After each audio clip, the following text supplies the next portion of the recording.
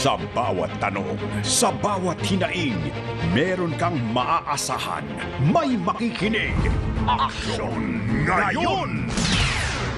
Ito ang puso ng DZMM na handang maging tulay at gabay ng kapamilyang Pilipino. Tutugon, aaksyon. Hindi kahapon, hindi bukas, kundi ngayon! Aksyon ngayon! Kasama ang tatak ng pagseserbisyo, Winnie Cordero. At ang katuwang sa kalusugan at public service, Doc Dennis. Ito ang DZMM Aksyon Ngayon!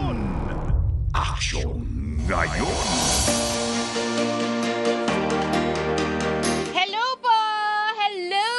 Mga ating mga kuya, mga nining, mga tutoy! Isang hapong kay ganda, Luzon, Visayas at Mindanao. Narito naman po ang tambalan, ang programang handang umagapay, handang umaksyon sa inyong mga panawagan.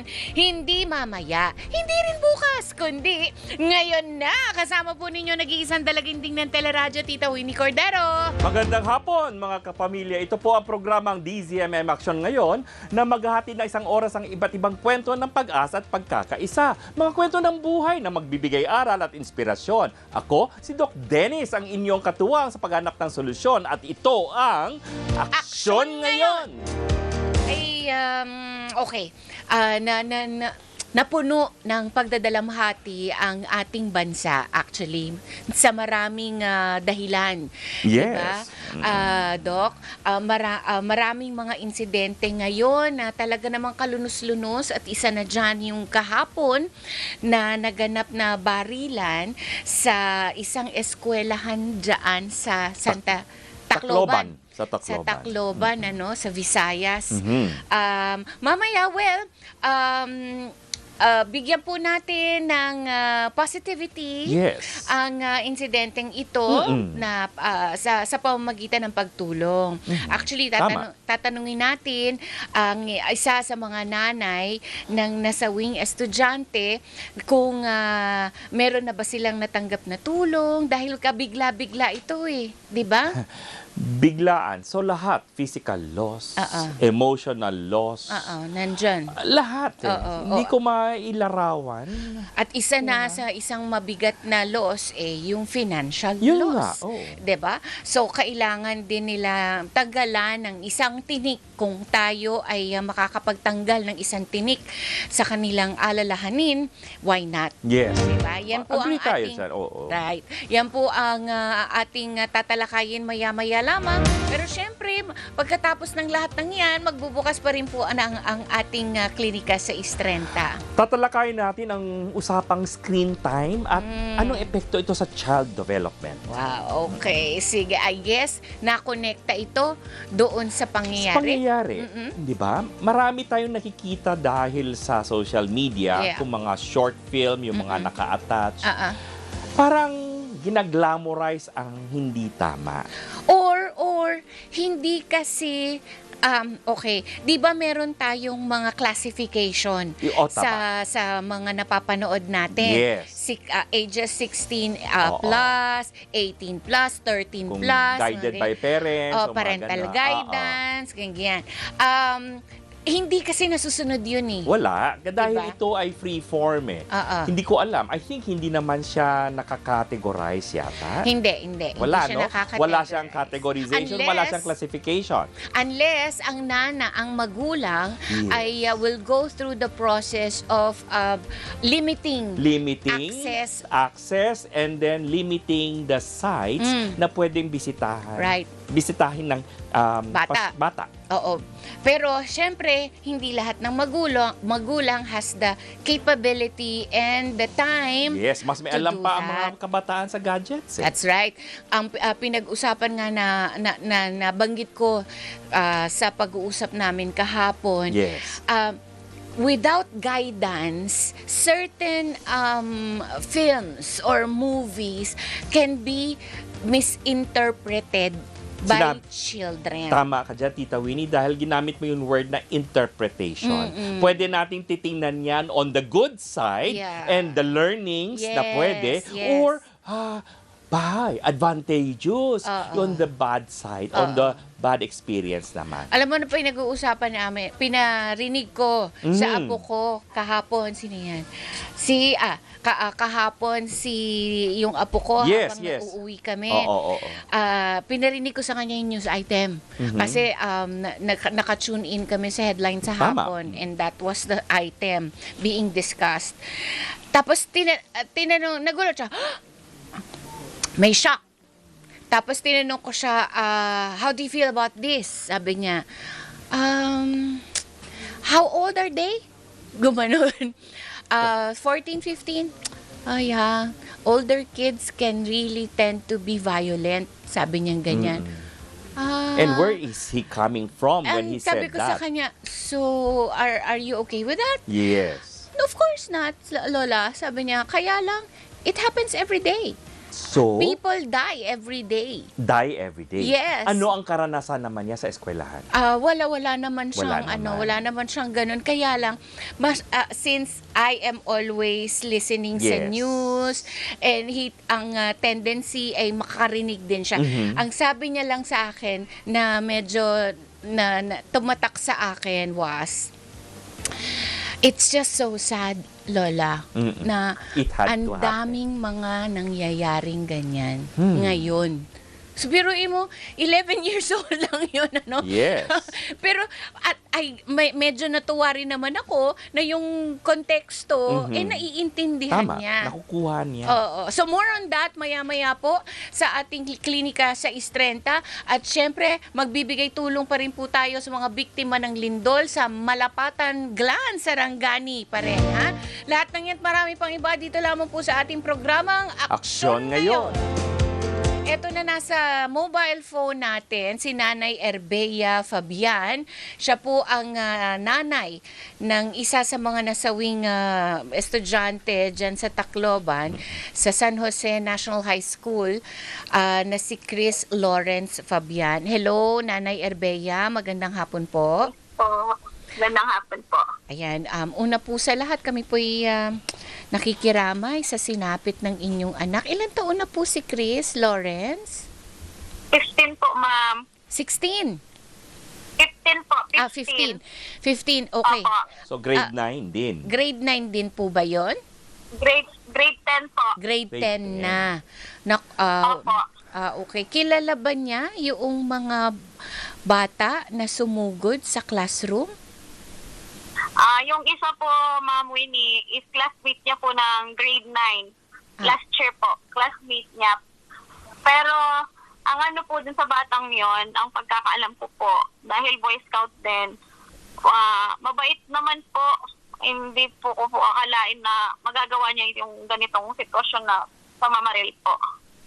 Ang isa po kasi, hindi po yung yung payat po na bata, ang pinakabata, ang sinasabi nilang 14 years old. Opo. Siya po yung bumaril sa anak ko.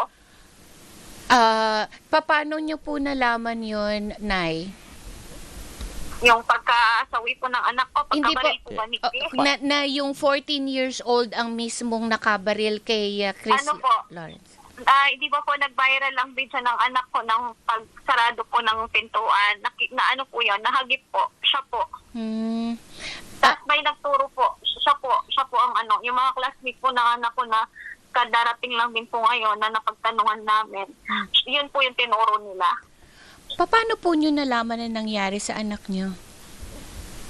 Ano po kasi, Ma'am Winnie, ganito po, may yung dito po sa harapan ng bahay, ang kapitbahay po namin, ng pari ko, na kwento niya po kay tatay na nasabi niya po na may terorista daw na pumasok sa high school, Terrorist. sa San Jose National High School po. Opo. Si tatay po, inano niya ako na, Bea, punta ka ng school, may terorista daw na nakapasok, nagkabarilan na daw doon, may patay na daw na bata. Check mo ang mga anak mo. No po? Opo. Sige po. Yes, opo, Go on. nanay.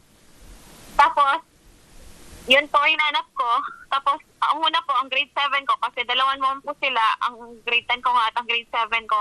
Ang grade 7 ko po, may nagsabi sa akin na teacher na, doon po daw unang nagkabarilan sa section po ng grade 7 ko, grade 7 Adelpha. So, pumunta po ako doon, wala naman ng tao. Tapos, yung kaibigan po ng anak ko na si Chris, nasa lubong ko, sabi, tita, si Chris po may tama. Saan? Sabi ko, sa shoulder. Sabi ganon. Nasaan siya? Sabi ko ganon. Tita, hindi po namin alam kung saan siya dinala. So, anong nangyari, Ma'am Winnie, dumiretso po ako sa papuntang classroom ng anak ko. Doon pa lang po sa flagpole. Ang mismong crime scene, sa room po ng anak ko, na pinaka-last room po. Ngayon, pagkaano ko pa lang po, naupo po kami, ang tito niya, nagpunta, nakiusap po, pwede mag-verify. Pinasilip po, pero hindi talaga pero yung forma pa lang po nung nakadapa na bata, anak ko na. Pero hindi pa po nag-sink in sa amin. Tapos, Ma'am Winnie, ang nangyari po, yung isang teacher po niya, teacher sa math, sabi, ma'am, si Chris po, nasa loob, confirm siya yung isa. Lahat po na nakakakilala ng teacher sa amin. Sabi, ma'am, hindi po si Christian, huwag muna po kayo mag-ano. Hindi po yun, binibilhin pa po si Chris kumain. Pero ma'am, ang kapitana na po dito, ang barangay, chairman po ng barangay 84, si Ma'am Calipara, tinignan na po, mata sa mata, parang yun na po yung indikasyon na hindi po nila masabi by words. Pero yung pagtingin po nila sa akin na kinukonfirm po nila na isa po yung anak ko na nasa loob kasi dadalawa nga lang po. Ngayon, nasa clinic na, Ma'am Winnie, pumapatak po ang oras. Talaga, naging hysterical na ako. Hindi niyo po maano yun na yung anak ko. Kasi talaga naririnig ko na yung mga tao na yung anak ko patay na. Tapos biglang, after mga siguro po 1 hour, may tumawag yung biyanan ko pong lalaki. Nagpunta daw po dito yung kaibigan ng anak ko na sinabi, nasa hospital daw po yung anak ko, nadaplisan nga lang daw po. Ako po ito, napatayo, biglang lumakas kasi po, dadaplis. Parang buo yung anak ko. Opo. Tapos lahat po ng hospital, ilang hospital po yung pinuntahan namin hanggang sa pinakahuli-huling hospital na EBMC. Pang-anim po kung di ako magkakamali, pamuwingi. Wala naman po, wala silang record. Pati po yung isang bata na si Joanne, si Separa po, ang isa pang bata na dito lang din po, kabarangay namin, mga ilang hakbang lang po yung bahay, kaklase po ni Chris.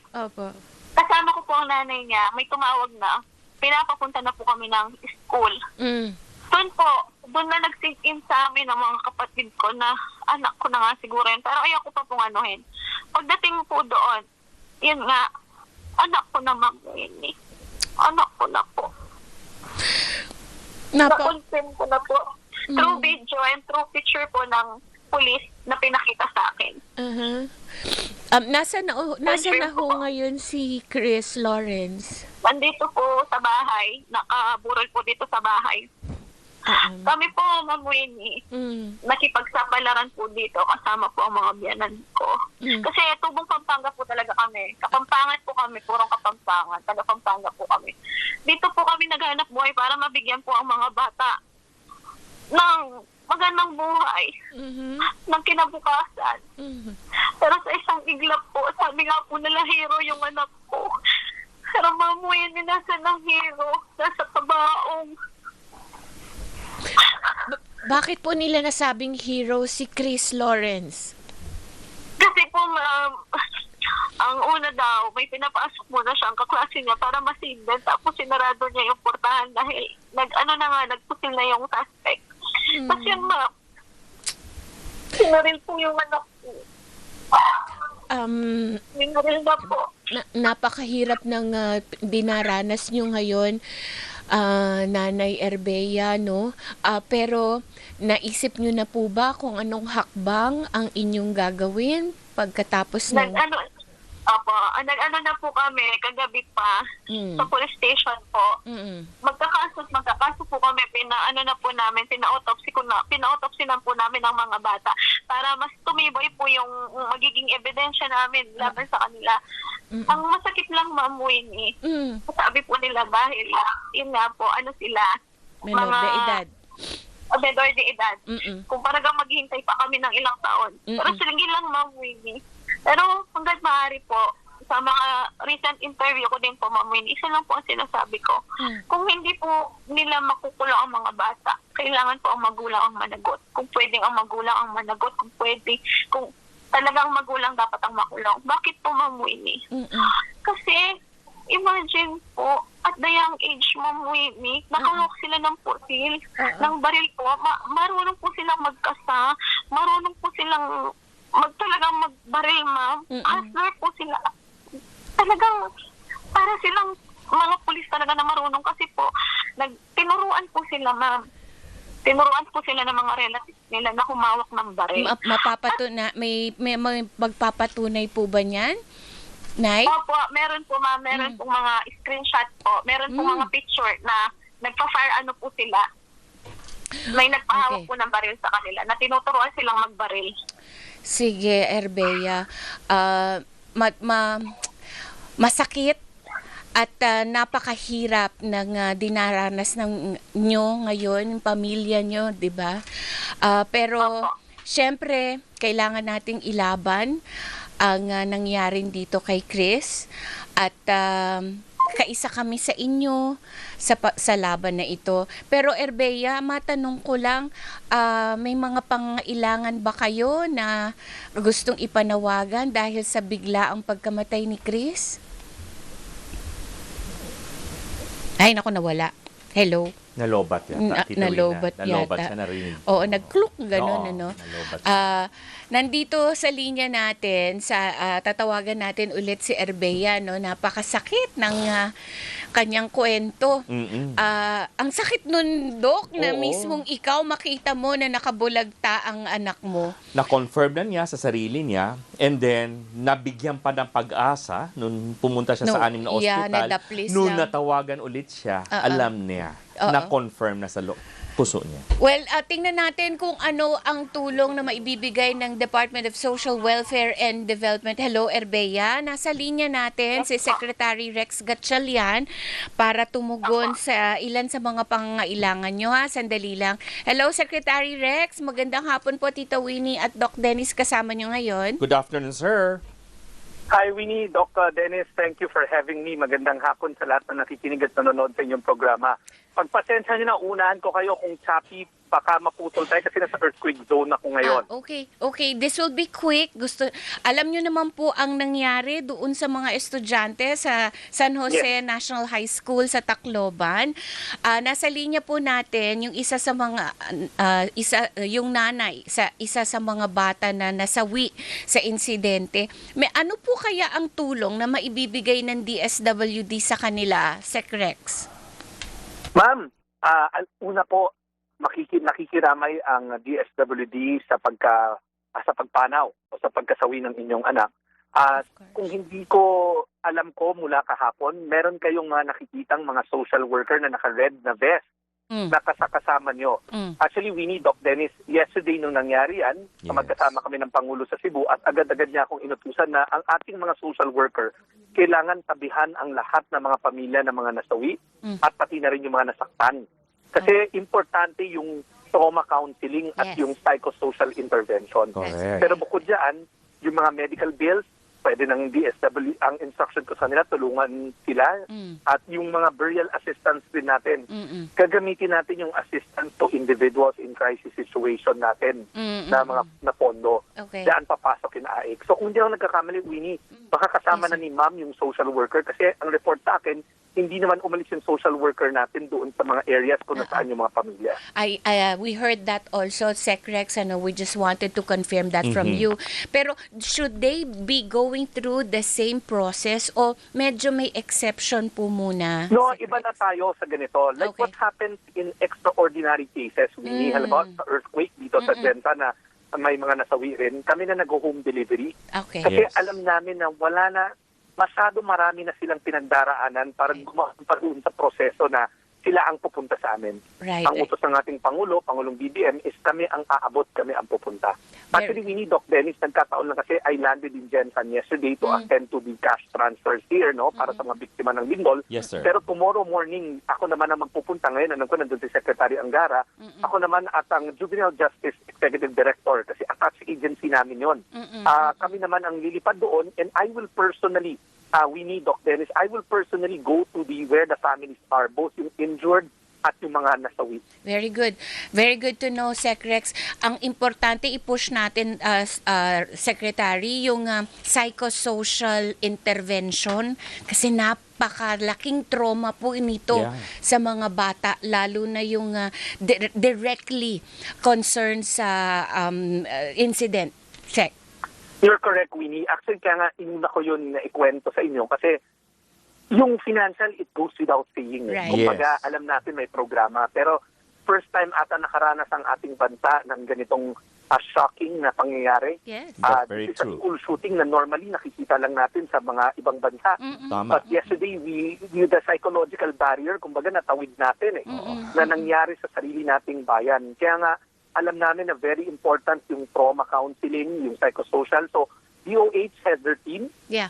DSWD has their teams, DepEd has their teams, and we're all working together kasi hindi lang naman yung mga namatayan at yung mga nasaktan ang may trauma, kung hindi yung buong komunidad. Right. Yes. I think the children who were inside while it was happening, the parents who were watching online while their children were inside, I know those are scars or trauma na matatagalan na gamutin at hindi yan mapapawi ng isang gabi lamang. Tama. Very good. Maraming salamat, Secretary.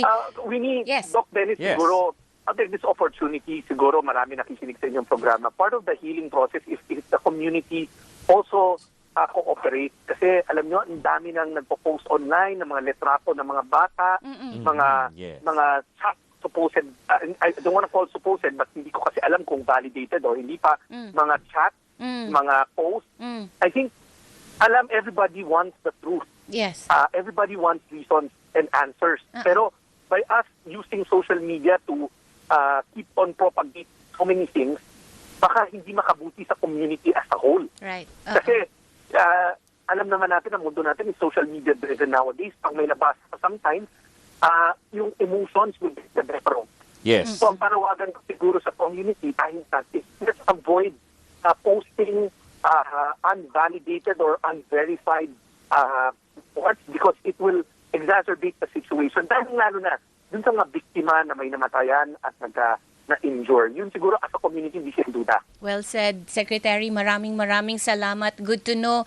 All hands on deck on this. Maraming salamat po, Secretary. Thank you very much, Winnie, Doc Secrex. last request ko, baka pwede i-text sa akin ng producer niyo yung name ng ating nanay course. na kasama. Of That course. tomorrow I'll make sure na kasama sa mga kapupuntahan ko. Of course. Thank you, Secretary. We will. Thank you, Winnie, Dennis. Thank you. Thank you, Thank sir. you. Thank Yan you very po, much. si Secretary Rex Gatchalian, ang mismong head po, sekretaryo ng ating Department of Social Welfare and Development.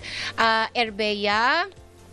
Hello. Yes po, Ma'am Winnie. Oo, hinihingi ni Sec Rex ang number mo kasi gusto kanyang bisitahin. Miss. At nabanggit naman niya na naririyan na ang kanyang mga tauhan sa DSWD. Meron ding mga tauhan dyan ng DOH at ang DepEd para umasiste sa inyong mga magulang, sa Yes mga po, bata. Ma'am Winnie. Actually, kanina po, galing na po dito ang DSWD. May Good, nagatid good. na po ng tulong sa amin po. Kanina pong umaga. That's good. Kahapon pa po, inaasikaso na po nila kami. Tapos yun nga po, kung ano pa daw po yung kailangan namin. Punta lang po, or mismo sila na po yung pupunta dito sa bahay.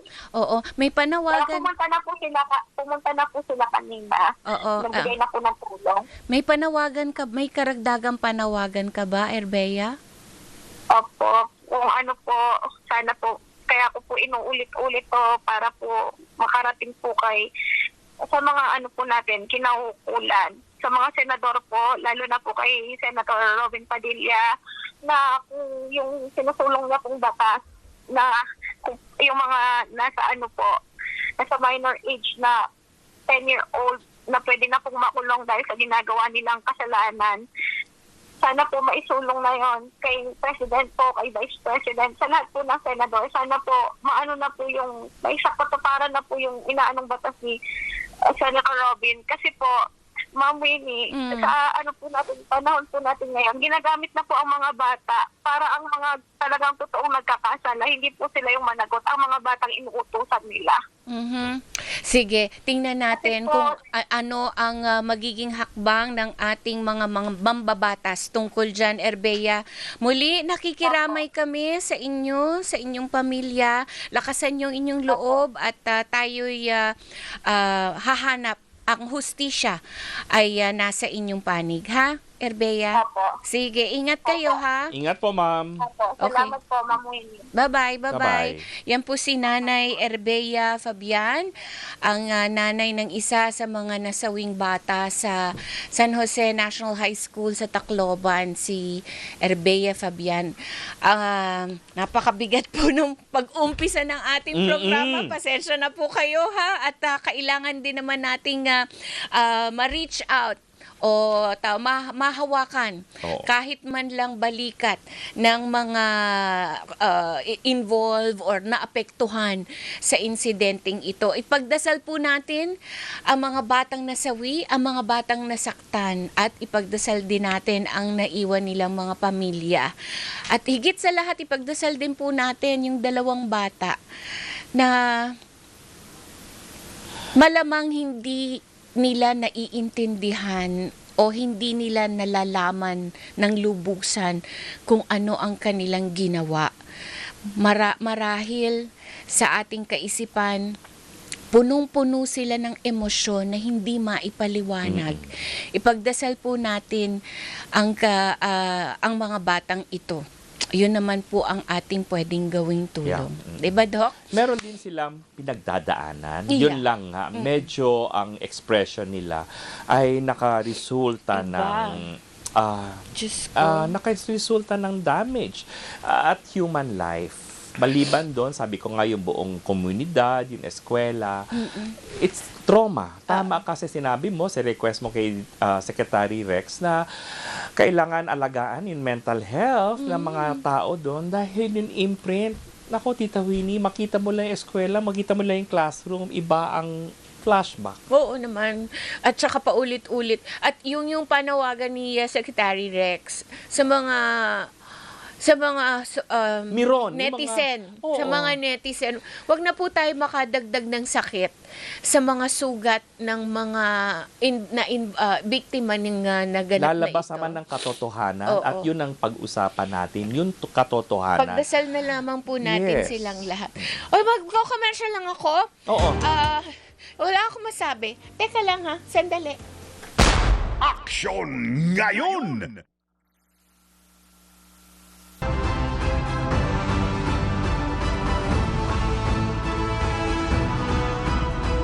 Ilang sandali lamang po magbubukas ng ating klinika sa Istrenta. Pag-uusapan po natin today. Tungkol sa gadgets at social development at child development. Yan, baka may mga katanungan po kayo para magabayan ng inyong mga anak.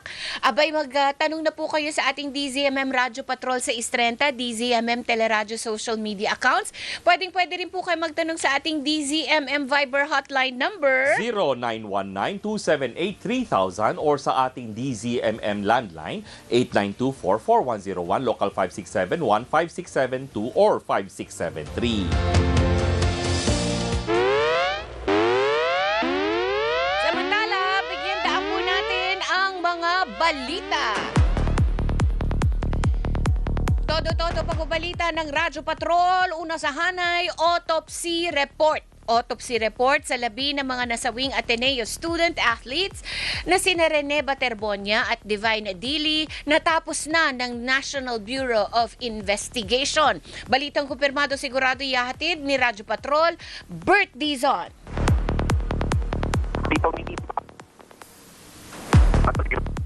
Bert, medyo gibberish ang iyong signal. Babalikan natin si Bert Dizon maya-maya lamang. Hanapan natin ng magandang linya si Bert. Samantala, sa Korte Suprema, na pinawalang bisa ang GSIS rule sa survivorship benefits ng secondary beneficiaries. Narito ang balitang kumpirmado, sigurado mula sa Korte Suprema, Radyo Patrol, Steve Raz. Magandang hapon, Doc Dennis at Tita Winnie. Pinawalang bisa ng Korte Suprema ang isang patakaran ng Government Service Insurance System o GSIS na nag-aalis ng karapatan ng secondary beneficiaries na makatatanggap ng survivorship benefits mula sa mga yumaong miyembro na may 3 hanggang wala pang 15 taon ng serbisyo. Sa desisyong isinulat ni Associate Justice Henry Jean Paulinting, idineklara ng 3rd Division ng Korte Suprema ang Section 24.2.2 ng Revised Implementing Rules and Regulations ng Republic Act No. 8291 o GSIS Act of 1997 ay lampas ang kapangyarihan ng GSIS kaya hindi ito maaaring patupad dahil salungat ito sa umiiral na batas. Umiikot ang kaso sa reklamo ni Petronilo Larroco kaugnay sa pag-claim niya ng survivorship benefits para sa kanyang anak na si Christy Larroco, isang public school teacher na may 13 taon ng serbisyo sa gobyerno at 12 taong kontribusyon na sa GSIS na namatay ng dalaga at walang anak. Ayon sa SC, tinanggihan ng GSIS ang kanyang aplikasyon dahil hindi siya tinuturing na primary beneficiary at dahil kulang sa 15 years ng serbisyong yumaong miyembro alinsunod sa kanilang IRR. Pinagtibay ng Court of Appeals ang desisyon ng GSIS kaya umakyat sa Korte Suprema ang kaso. Sa desisyon, sinabi ng Supreme Court na sa ilalim ng GSIS Act, maaari makatanggap ng survivorship benefits ang secondary beneficiaries kung walang primary beneficiaries, dependent sila na sa serbisyong miyembro sa oras ng kamatayan at may hindi bababa sa 3 taon ng serbisyo. Ayon sa SC, wala sa batas ang pinatutupad ng GSIS na kailangan ang 15-year service requirement para sa secondary beneficiaries. Binigyan din ng Korte Suprema na kahit may layunin ng GSIS na ayusin ang hindi patas na sitwasyon sa ilalim na batas, hindi ito maaaring baguhin sa pamamagitan lamang ng administrative rules. Ipanagbalik na ng Korte Suprema ang kaso GSIS para sa muling pagkwenta ng nararapat na benepisyo para sa nagreklamo. Yan ang balitang kumpirmado, sigurado. Ito ang Radyo Patrol, Steve Raz, DZMM. Maraming salamat, Steve Raz. Samantala, balikan po natin ang balita tungkol sa autopsy report ng dalawang Ateneo athletes na si Rene Baterbonia at Divine Adili mula kay Radyo Patrol, Bert Dizon. Tita Winnie, Doc Dennis, bago yan, dumating na nga dito sa National Bureau of Investigation ang dating coach ng Ateneo Blue Eagle na si Tab Baldwin, bandang 1:40 ng hapon kanina.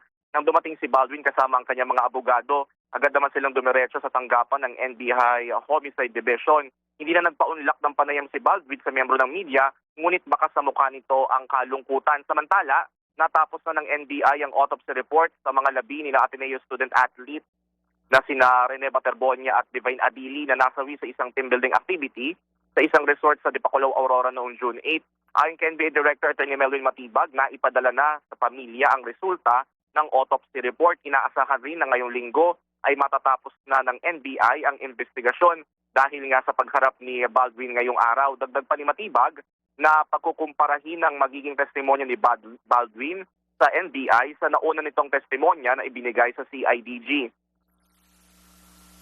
Every statement, importante po yan. Actually, that's why I don't want to give a partial or initial report na sasabihin ko, pwedeng ganito, ganyan. We want to finish the investigation. What we are avoiding here is maging parang personal or political yung basis. We will base our findings on the evidence and testimonies ng mga ating mga interviewers. Yan ang bahagi ng pahayag ni NBI Director Attorney Melvin Matibag. At yan, ang balitang kumpirmado. Sigurado ito. Bert, Yes, Tita Winnie. hindi Tita ba Winnie. ibibigay sa media ang resulta ng autopsy? Oo, Tita Winnie, so far ang sabi ni Attorney Melvin Matibag, ongoing pa kasi yung ginagawang investigation. Once na magkaroon sila ng final report, at ayaw din naman magbigay ni Attorney Melvin Matibag ng mga initial report kasi nga baka magkaroon din ng kalituhan. So ang sabi niya, ay ibibigay yung kabuuan ng report once na makumpleto na yung ginagawang investigasyon. Lalo na ngayon ay humarap na formally dito sa tanggapan ng NBI si Coach Tab Baldwin at inaasahan nga na bago matapos itong linggo ay makakapag-provide na sila ng komprehensibong report about dun sa nangyaring insidente ng pagkamatay ni Rene Baterbonia at ni Divine Adili sa Aurora. Okay, thank you, Bert. At Yes, Bert. At yan ang balita. Zone DZMM. Thank you, Bert Dizon. Ilan pang buwi at antena na pinaniniwalaang mula sa China nananatili pa rin sa Bajo de Masinloc ayon sa Philippine Navy. Narito ang balitang kumpirmado sigurado kay Radyo Patrol, Marlene Padiernos. Doc Dennis at Tita Winnie, bagamat naialis na sa loob ng Bajo de Masinloc ang nadiskubreng floating structure ng China, sinabi ni Philippine Navy spokesperson for the West Philippine Sea Rear Admiral Roy Vincent Trinidad nananatili pa rin sa lugar ang presensya ng ilan pang boya at antena na pinaniniwalaang nagmula rin sa Beijing. Ayon kay Trinidad, batay ito sa pinakahuling Maritime Domain Awareness Flight ng militar kung saan namataan ang ilan pang boya at antena sa may bukana ng Bajo de Masinloc. Bukod dito, binabantayan din ngayon ng Philippine Navy ang presensya ng Chinese research vessel na huli namang namataan sa labas ng shoal. Nilinaw na wala pa silang namamataang anumang kahinahinalang aktibidad dito sa katubigang sakop ng Pilipinas. Gate naman ng AFP, magpapatuloy ang mahigpit na pagpapatrolya sa kalagatang sakop ng teritoryo ng bansa at asahan pa ang mas maraming maritime cooperative activity ng Pilipinas kasama ang iba pang mga kaalyadong bansa sa hinaharap. Samantala, mula June 16 hanggang June 22, bumaba sa kabuang 17 ang ng mga barko ng China ang namumonitor sa iba't ibang bahagi ng West Philippine Sea, partikular na sa Ayungin Shoal, Bajo de Masinloc, Escoda Shoal at Pag-asa Island. Yan ang balitang kumpirmado sigurado. Ito ang Radyo Patrol, Marlene Padiernos, DZMM. Maraming salamat, Marlene Padiernos. Basta't may nangyari, nakareport agad sa DZMM Radyo Patrol sa Instreta. Ang oras, alas 2:42. At sa oras na yan, meron po tayong pasasalamatan. Para sa masiglakas na araw, katuwang ng DZMM ang Gardenia sa paghahatid ng serbisyo publiko. Salamat sa pagbabahagi ng masarap at masustansyang tinapay para sa ating mga kapamilya. Bago po tayo magpatuloy mga kapamilya, magkita-kita tayo sa July 18. Sabado po yan, next month. Sa Caloocan Sports Complex, Bagombong Road, Caloocan City para sa DZMM 40. Apat na po tayo. Simula alas 9 ng umaga hanggang simula alas 9 ng umaga. Hanggang 300 katao po ang pwedeng ma-accommodate ng ating medical mission at may libreng gamot pa. Pagsapit po ng alauna ng hapon, magbubukas naman ng public service booths. May libreng merienda. May patsampurado ba tayo dyan? Gupet, payong legal, oral reading, at iba't ibang discounted items at freebies mula sa ating mga partners. May livelihood workshops din po para sa mga may livelihood sana gumagamit kayo ng period, ano? May livelihood workshops din para sa karagdagang kabuhayan at performances mula sa kapamilya artist tulad na nina Brian Chong, Anne Rain, Ian Manibale, 162, Ejaa at iba pa. At pagpatak ng alas 4 ng hapon, makipagbanding sa mga paborito niyong anchors at reporters at sama-sama natin balikan ang makasaysayang kwento ng DZMM. Bukod dyan, may pagkakataon din makatanggap ng espesyal na regalo mula sa DZMM. First come, first serve lang po ito, mga kaserbisyo. Kaya maging bahagi na ng kasaysayan at makisaya sa DZMM 40. Apat na po tayo. Punta ka, Doc. Tingnan natin. Ayusin natin ang schedule. Medyo tight pa.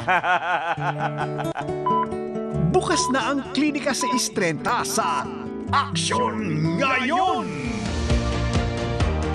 Bukas na ang klinika sa Istrenta, ang gagapay ng bawat kapamilya sa pag-aalaga ng sarili at kalusugan. Kung kapos sa budget, kaya hindi makapagpakonsulta, ako ang kakampi niyo, Doc Dennis. Handang tumugon sa inyong mga katanungang medikal.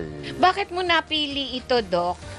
Yun nga, may binanggit ka kaninang umaga, karang pagsimula ng ating programa, ito mga nangyaring insidente nga, sabihin natin, oo, maaaring meron yan development issue sa bawat tao. Paano tayo humarap, sabihin natin, sa problema, sa mga suliranin? Meron bang kinalaman ng social media dito? Kasi pag pinag-usapan natin ang gadgets, screen time, social media sila eh. Naman. Hindi naman sila karamihan, ang alam ko, ay hindi po ginagamit yan bilang electronic books. Ibang usapan yon, 'di ba? Yung iba sa atin gusto pa rin libro. Pero karamihan, pag nagbukas ka ng media or ng gadgets or meron tayong tinatawag na screen time, siya po ay nakikipaglag at inaalam niya ang buhay ng ibang tao o naglalaro lamang.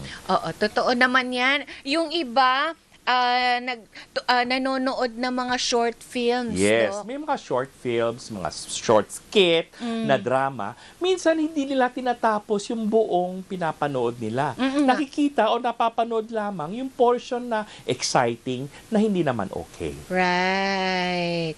So, paano natin i-impose itong limitations na ito? Ako naman, ang tingin ko, lahat nasa magulang pa rin. Correct. Palaking factor ang magulang. Sino ang bumili ng gadget? Hindi naman kaya ng bulsa ng isang kabataan, ang bata, bumili ng gadget. Sino ang nagbabayad ng tinatawag natin airtime or internet time or wifi? Magulang. Di ba? At Sino nagbibigay? Sino nagbibigay? Sabi mo nga, Oo. di ba? Kaya bottom line nito ay may kinalaman ang upbringing ng kabataan, ng bata. May nababanggit silang isang game, Dok, na hindi ko alam na nagtuturo pala ng pagpatay. Yes, meron naman dyan. Kaya nga meron tayo. Game? Oo, games and everything yan. Saka very violente ang games natin. Right. Pero pinapalabas nila ito ay parang dapat maging alerto ka para makita mo kung sinong bumabaril sa'yo at paanong umilag at paanong gumante. Para sa akin, too soon and hindi natin kailangan yan sa ating sosyedad, sa isang society na. Naku, magagalit sa iyo ang mga baget sa Wala mga akong sinasabi. pakialam magalit kayo kasi ganito Sinasabi yan. mo. Sinasabi ko rin sa mga estudyante ko yan. Meron tayong mga gadgets, magpasalamat tayo. Pangalawa, gamitin natin sa ating kabutihan. Kaya ko binanggit yung electronic books. Alam mo naman ang aming libro sa medisina, sa pre-med ay makakapal. At mahal. At minsan hindi available sa ating bansa. Right. Pero meron tayong access na tinatawag license naman, magbabayad tayo para magkaroon ng tinatawag na electronic books. Okay. So sa loob ng gadget natin, gamitin natin bilang textbook. Pero hindi natin dapat gamitin ito bilang para isang medium na parang pampalipas oras. Which is, para sa akin, matulog ka. Makipag-interact ka sa magulang mo, sa kapatid mo, sa mga kaklase mo. Ang face-to-face. Nakita mo ang kahalagahan ng interaction sa kapwa-tao during COVID. Noong sinabing lockdown tayo, hindi ba gustong-gusto mong lumabas? Gusto mong makakita ng tao. Yan ang pagkakataon mo mag-gadget. Ba't ayaw mo? Dahil alam mo, walang silbi, walang kasagutan na ibibigay sa iyo ng gadget na ito.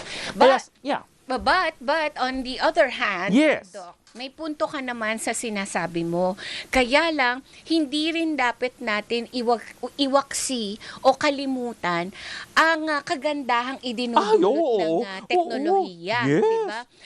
Nung araw, napakahirap maka-contact ng mga kamag-anak natin Communication. abroad. Diba? Communication. Like, sabi, diba, nabanggit nga natin one time, nung araw, ang cassette tape, pinapadala sa mga OFW kausap mo lang, tape recorder, anak, kumusta ka walang na dyan? sagot. Huwag ka Ang sagot will happen another cassette tape, 1 month later.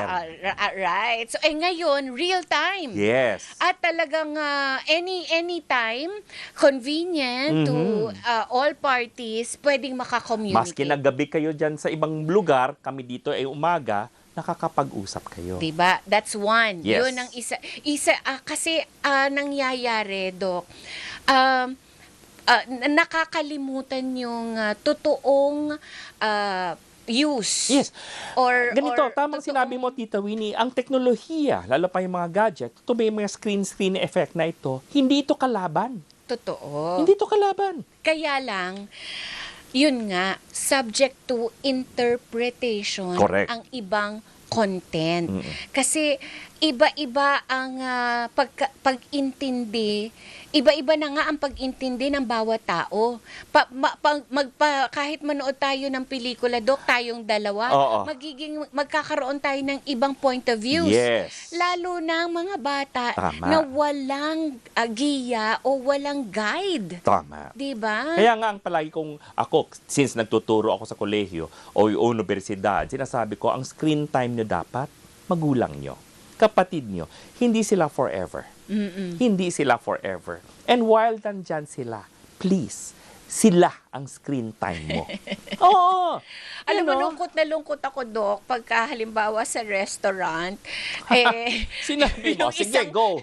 Yung isang pamilya, kanya-kanyang gadget, at talagang pati bata, may sarili ring gadget, at hindi Yes. sila nag-uusap. At hindi nila alam, may epekto ito sa social development and child development. How? Sabihin mo na lang, okay, physical. Anong ginagamit mo sa gadget? Di mata mo. oo. Alam mo naman yung tinatawag na blue light. So nagkakaroon ng digital eye fatigue. Magrereklamo ang bata na parang pagod na pagod siya. So nagkakaroon ng headache. Syempre, naka-stiff neck ka na. Naka-stiff ka ganyan. Steady ka lang.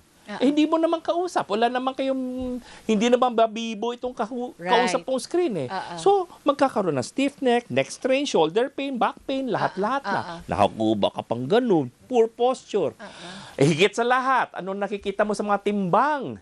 Tumataas dahil walang physical activity. Kailangan steady ka Hindi pwedeng may gumalaw Di ba? Yung signal. Di mag-weight gain. Okay ba sa kalusugan yan? Physical lamang yan. Physiological pa lang yan, di ba? Paano yung psychological and mental? The mental, emotional well-being is very, very important and it's super affected. Because social media, binanggit mo yan, Tita Winnie, may papakita ba akong problema ko?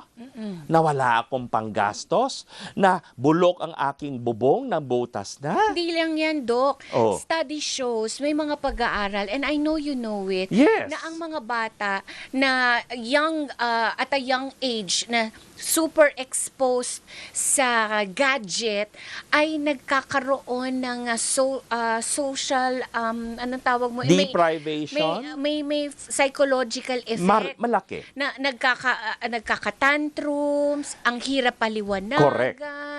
Nagkakaroon ng pag-iigsi ng kanilang attention span.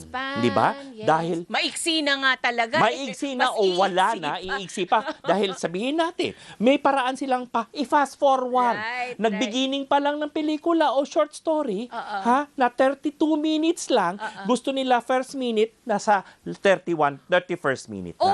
Or marunong silang mag-scroll. Yes. My gosh. Magkakaroon ng stress and anxiety. Okay. Magkakaroon ng tinatawag na social comparison. And then what will happen? Kung hindi ka very strong in yung confidence o konfiyansa, magkakaroon ka ng low self-esteem. Because of what Bakit si you Tito see. Winnie meron, ba't ako wala? Yun. Hindi ba? Para sa naggamitin natin to aspire. Okay sana. To learn. To learn. Ako, Dok, gusto ko yung tawag dito yung mga tutorial. Oh, yes. Di ba? Ay, ako. Paano magtahi? Paano magluto? Yun, Noong COVID. Itong si Doc Dennis nyo, walang alam sa kusina. Aba, Di ba? alam ko pala, ito palang ginagamit sa oven at range. Inspiration. Yes. Di ba? Yung mga tinatawag natin short stories na good experience. Yes. Learnings. We learn from the problems of others without being, overconfident. We learn also from the success Right. of others. Pero Huwag tayo alam mo, mainggit. nakakalungkot. Kasi kung titingnan mo yung views nun as against, Oh, as yeah. compared to other nonsense stuff, ang baba. Pero babalikan ko yung sinabi ko, Tita Winnie. At the end of the day, magulang. Magulang pa Magulang. rin. Right. O yan, baka may mga katanungan po kayo ha. Magbabalik po tayo at sasagutin yan ni Doc Dennis sa ating klinika sa Istrenta. Yes. Dito lamang po sa Aksyon ngayon. Si Uncle Dennis Ong. Hi, Uncle Dennis! 98 years old. 98 years old na siya. Araw-araw sinusubaybayan Oh, tayo talaga dito. ba? Araw-araw, Tita Winnie. Uncle Dennis, thank you! Yes, and of course, happy birthday kay Ma'am Mabel Panghulan po. Ayan, Yung nanay-nanayan namin. Happy birthday. Yan. Yes. O may tanong, Doc, si Oh. Mara. At paano ba mas mababawasan yung screen time ng mga bata? Nahihirapan din kasi kami na magbaba ng screen time since mas convenient na rin sa amin na pinapanood na lang namin sa mga YouTube para malibang sila. Pero, totoo po ba mas nabe-brain rot yung bata dahil sa pagse-cellphone Ganito brain yan. rot. Lahat ito ay depende sa edad, depende sa maturity, depende Yeah. sa magulang. Dahil nakita nyo, sinabi nyo rin po, ginagamit nyo ang advantage ng ang screen time para tumahimik sila para maging pirme. Pero, bakit? Hindi na ba pwedeng kausapin mismo? Karanasan nyo bilang magulang, ikwento nyo. Makipagkwentuhan kayo noon, edad nyo ba siya? Pero wag nyong gamitin pagkakataon para pagtuturuan siya, nawawala siya ng ganay. Si Lawrence, meron po bang long-term effect sa health ng bata na babad sa phone sa murang edad pa lang, lalong-lalo na sa mental o social nila? Kasi baka ito rin po yung dahilan kung bakit mahiyain po yung anak ko. Yun nga. Meron siyang social comparison, meron siyang social deprivation, mawawala po ang capability niya to communicate at syempre mag-maintain ng eye contact. Sinong ka-eye contact niya? Ang screen. Oo. Anong eye to eye dun? Wala. Tsaka yung relationship. Yes. 'Di ba? Parang Paano sumagot? oo. Paano magmahal? Paano mainis? Paano makipaglaro Yes. sa totoong bata? Totoo. Oh, alam nyo, natutuwa nga po ako yung apo ko nakamit ng mga kalarong totoong bata. Natuto siya mag-bike. Para madapa, para mapawisan.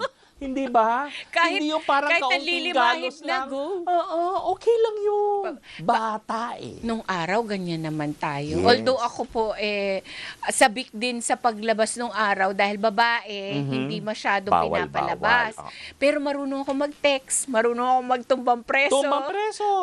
Chinese garter. Yes! Saya. Nasa Facebook at TikTok si Doc. Ay, pwede nyo lamang gamitin ang ating official username po at Doc Dennis Official. Mga kapamilya, mag-follow, mag-like, mag-share. Para sa ibang pang mga payong, may dikal o anumang makabuluhang huntahan na may kinalaman sa kalusugan, mag-message lang po kayo. At kami magpapaalam na hanggang bukas po. Ako po ang inyong tita Winnie Cordero. Ako po ang inyong kapamilya, Doc Dennis. At ito po ang Aksyon ngayon. Bye-bye po! Bye-bye! Winnie Cordero at Doc Dennis sa Action Ngayon sa